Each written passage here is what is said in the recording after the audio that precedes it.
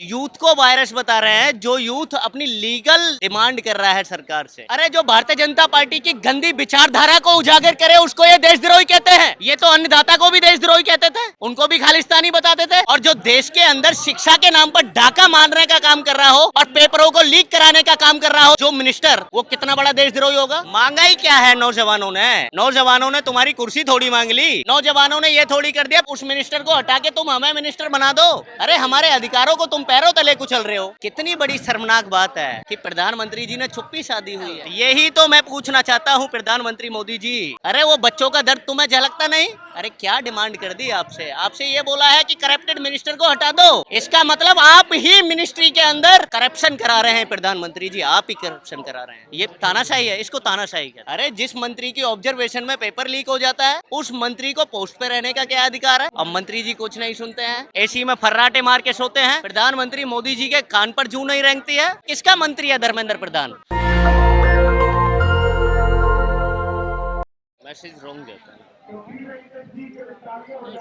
तक इस्तीफा नहीं हुआ धर्मेंद्र प्रधान का। यही तो बहुत बड़ी शर्मनाक बात है कि धर्मेंद्र प्रधान का इस्तीफा नहीं हुआ। ये तो सबसे ज्यादा शर्म हमारे प्रधानमंत्री जी को आनी चाहिए। शर्म इसलिए आनी चाहिए क्योंकि कितने नौजवानों ने अपने प्राणों की आहुति इस धर्मेंद्र प्रधान के इस्तीफे के लिए दे दी और अपने पेपर लीक के लिए दे दी। जब भी धर्मेंद्र प्रधान का अभी तक प्रधानमंत्री जी ने रिजाइन नहीं लिया, ये बहुत बड़ी शर्मनाक बात है। ये बीजेपी के जो अध्यक्ष हैं नितिन नवीन, जानते हैं आप? हाँ जानता हूँ मैं। अभी पॉइंट वायरस है, ये वायरस बता रहे हैं बच्चों को। देखिए बीजेपी के लोग खत्म कितनी बड़ी शर्मनाक बात है। नितिन नवीन जी कौन सी पोस्ट पर है? राष्ट्रीय president, national president of Bharatiya Janata party, sitting president है। और उनकी शब्दावली कैसी है? उनकी शब्दावली ऐसी है कि वायरस बता रहे हैं, उस यूथ को वायरस बता रहे हैं जो यूथ अपनी लीगल डिमांड कर रहा है सरकार से। अरे जिस मंत्री की ऑब्जर्वेशन में पेपर लीक हो जाता है, जिस मंत्री की ऑब्जर्वेशन में मैनेजमेंट फेल हो जाता है, उस मंत्री को पोस्ट पे रहने का क्या अधिकार है? पहले भी तो होते थे पेपर, पहले लीक होते थे। अरे ऑफलाइन को बंद करके ऑनलाइन सिस्टम लाने वाली कौन सी सरकार है? वो भारतीय जनता पार्टी की सरकार। भारतीय जनता पार्टी की सरकार के टाइम सेशन में आज 93 के अबव पेपर्स लीक हो गए। और छोटी मोटी पोस्टों के पेपर लीक नहीं हुए। एसएससी, स्टाफ सिलेक्शन कमीशन, कर्मचारी चयन आयोग, सेंटर की एजेंसी है, सेंटर की एजेंसी है। और पेपर हो तो गया, क्या दिक्कत है? अच्छा पेपर हो गया, पेपर होने के बाद बीपीएससी का पेपर लीक हो गया, बीपीएससी का पेपर लीक हो गया, इधर यूपी पुलिस का पेपर लीक हो गया, नीट का पेपर लीक हो गया। कितने पेपर लीक हो गए? और फिर वो नौजवान अपने अधिकार की मांग को लेकर शिक्षा मंत्री के दरवाजे पर जाते हैं और खटखटाते हैं कि मंत्री जी ये क्या हो रहा है। और मंत्री जी कुछ नहीं सुनते हैं, एसी में फर्राटे मार के सोते हैं। प्रधानमंत्री मोदी जी के कान पर जू नहीं रेंगती है। क्या किसका मंत्री है धर्मेंद्र प्रधान? बता रहे हैं क्या कह रहे हैं? धर्मेंद्र प्रधान जी बोल रहे हैं कि जंतर मंतर में जितना लोग हैं सब देशद्रोही है। अरे जो भारतीय जनता पार्टी की गंदी विचारधारा को उजागर करे उसको ये देशद्रोही कहते हैं।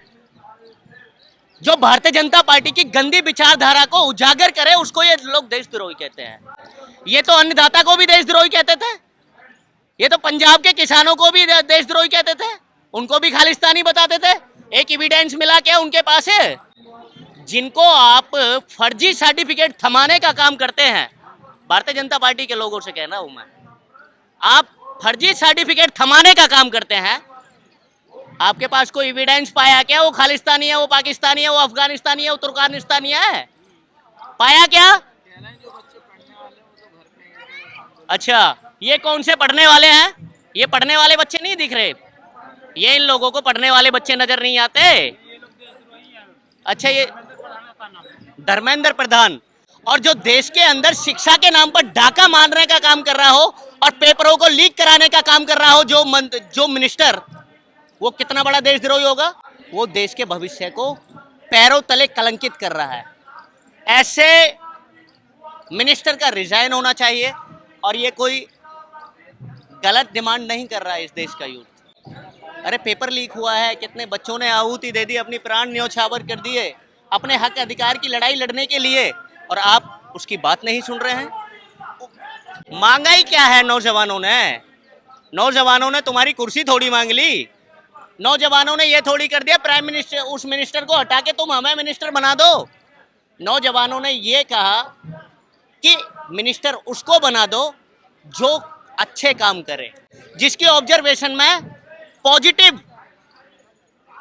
सफलता रहे, नकारात्मकता नहीं रहे। तो क्या कहेंगे? अभी तक बोले नहीं है इस मुद्दे पर। तो मोदी जी, यही तो बहुत बड़ी शर्मनाक बात है। प्रधानमंत्री मोदी जी हैं, सेंटर में सत्ता कर रहे हैं, और उनका मंत्रिमंडल का हिस्सा कौन है? धर्मेंद्र प्रधान।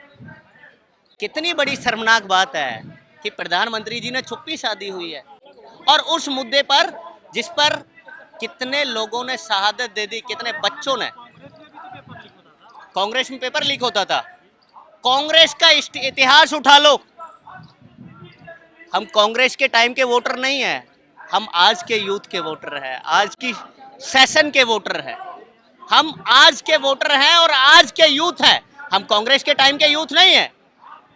अरे हमारे अधिकारों को तुम पैरों तले कुचल रहे हो। क्या है, क्या कर क्या रहे हैं? हमने कोई कांग्रेस का शासन देखा है क्या? कांग्रेस के शासन में कोई एसएससी का एग्जाम दिया था क्या? क्या हमने कोई डीपी का दिया था क्या? क्या एचपी का दिया था क्या? क्या कोई यूपी पुलिस का कंडक्ट किया था क्या? क्या कोई यूपीएससी का पेपर दिया था क्या?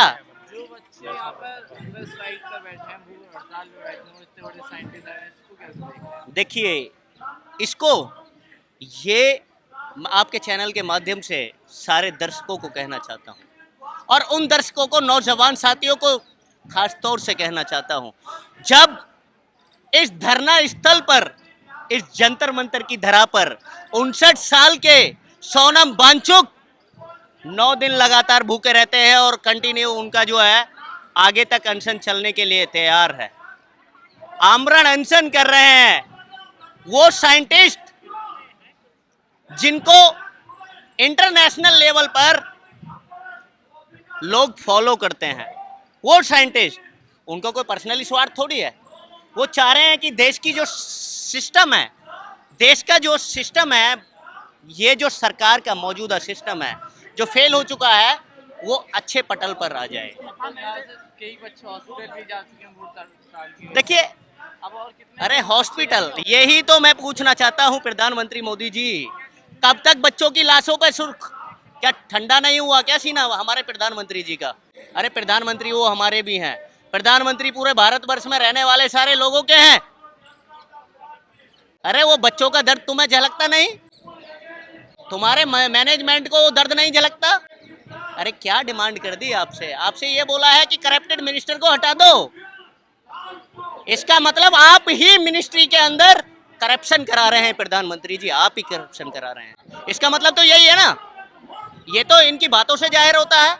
अरे जब आप करप्शन नहीं करा रहे तो करप्टेड मिनिस्टर को रिजाइन क्यों नहीं कराते?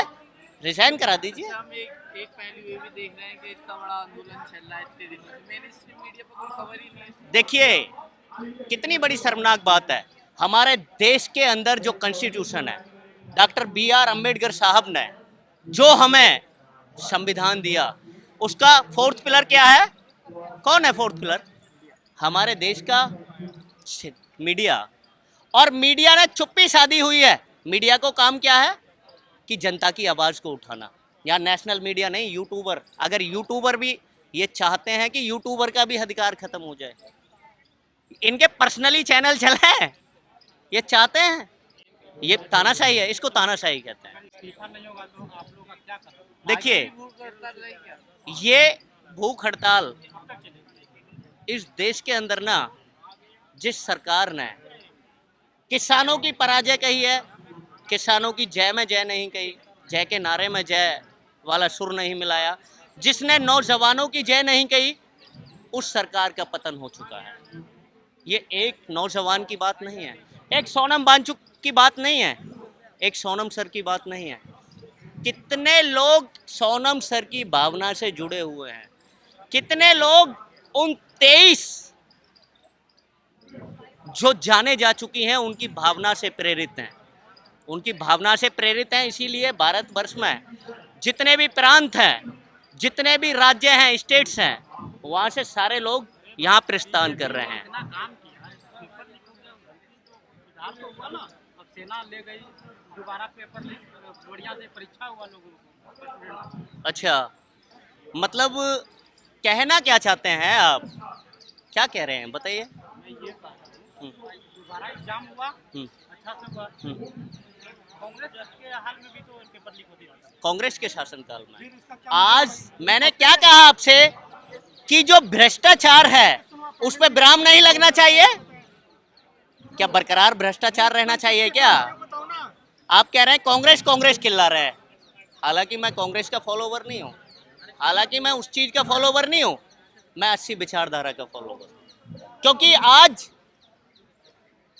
यहाँ बीजेपी को भी रिजाइन करके लोग आए हुए हैं, जिनकी भावना बीजेपी से प्रेरित थी, जिनकी भावना नरेंद्र मोदी जी के प्रोटोकॉल को फॉलो करती थी, उनके सिस्टम को फॉलो करती थी, आज उन्होंने उनके फॉलोइंग को डिक्रीज कर दिया है और हंगर स्ट्राइक का हिस्सा बन गए हैं वो। लास्ट सवाल ये बताइए, धर्मेंद्र प्रधान ने लोग जो बोला कि जो जंतर मंतर बैठे हैं वो देशद्रोही है। देशद्रोही है? अरे सबसे बड़ा देशद्रोही तो वो है जो देश के सिस्टम को बिगाड़ता है, देशद्रोही तो वो है जो देश के भाईचारे को बिगाड़ता है, देशद्रोही तो वो है जो महिला बहन बेटियों को जंतर मंतर पर खसीट के और उन पर लाठी भजवाने का काम करता है। ये तो पता चैलेंज किसको है? ये चैलेंज अमित शाह जी को है, ये हमारे होम मिनिस्टर को है। ये चैलेंज क्यों कहूँगा मैं, अभी प्रीवियस 5 डेज के अबव हो गया, एक बंदे का, एक साथी का यहाँ सिर फूट जाता है और वो सिर फोड़ने के बाद वो बंदे अपने फेसबुक ट्रेंड पर, फेसबुक प्लेटफॉर्म पर एक तस्वीर पोस्ट करते हैं और कहते हैं कि मतलब हम शाम को छूट जाएंगे, हम शाम को छूट जाएंगे। अरे तुम करप्टेड हो, तुम क्रिमिनल हो, तुम छूट जाएंगे, इसका मतलब देश के होम मिनिस्टर को धुतकार रहे हैं और देश के होम मिनिस्टर के अंडर काम करने वाले उस दिल्ली पुलिस के मैनेजमेंट को धुतकार रहे हैं। इससे बड़ी शर्मनाक बात नहीं होनी चाहिए। जय हिंद, जय भारत। नेशनल दस्तक की आपसे गुजारिश है कि अगर इसको बचाना चाहते हैं तो नेशनल दस्तक को सब्सक्राइब करने के लिए रेड कलर के सब्सक्राइब बटन को दबाएं, फिर बेल आइकन की घंटी दबाएं। नेशनल दस्तक को बचाने के लिए बहुत जरूरी है कि हर खबर को शेयर करें, लाइक करें, कमेंट जरूर करें।